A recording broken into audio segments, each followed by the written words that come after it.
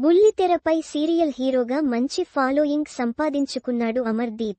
Janaki కలగనలేదు serial ద్వారా తెలుగు ప్రజలకు మరింత దగ్గరయ్యాడు అమర్దీప్. ఆ తర్వాత బిగ్ బాస్ షోలోకి విన్నర్ మెటీరియల్గా వెళ్లడం, చివరకు రన్నరప్ అయినప్పటికీ మరింత ఫ్యాన్ ఫాలోయింగ్ సొంతం చేసుకున్నాడు. బుల్లితెరపై పలు సీరియల్స్ చేసి హీరోగా మంచి పాపులారిటీని సొంతం చేసుకున్నాడు అమర్దీప్. పలు సీరియల్స్, టీవీ షోలతో ఫేమస్ అయిన అమర్దీప్ ఆ తర్వాత బిగ్ బాస్ సీజన్ 7లోకి అడుగుపెట్టాడు. విన్నర్ మెటీరియల్గా షోలోకి ఎంట్రీ ఇచ్చిన అమర్దీప్ తన ఆట తీరుతో మరింత మంది అభిమానులను సొంతం చేసుకున్నాడు. ఇక ఈ షోలో రన్నరప్గా నిలిచిన సంగతి తెలిసిందే. బిగ్ బాస్ షో తర్వాత పలు షోలలో పాల్గొంటున్నాడు. అలాగే అతడి భార్య తేజస్విని గౌడ సైతం సుపరిచితమే. పలు సీరియల్స్ ద్వారా తెలుగు ప్రేక్షకులకు దగ్గరయింది. వీరిద్దరి కొన్నాళ్లు ప్రేమలో ఉండి 2022లో పెళ్లి చేసుకున్నారు.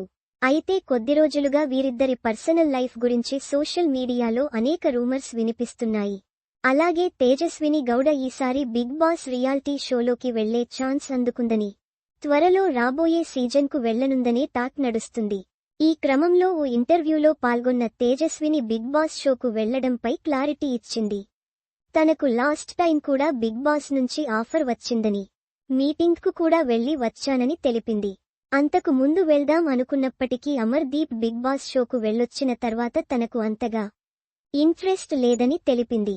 అమర్ వెళ్లినప్పుడు కూడా తనను అడిగారని, అప్పుడు తనకు సీరియల్స్ ఉండడంతో కుదరలేదని, గతేడాది కొన్ని అనివార్య కారణాల వెళ్లలేదని, ఇకపై వెళ్లను అంటూ చెప్పుకొచ్చింది. అలాగే తమ విడాకుల గురించి వస్తున్న వార్తలపై తేజస్విని రియాక్ట్ అయింది.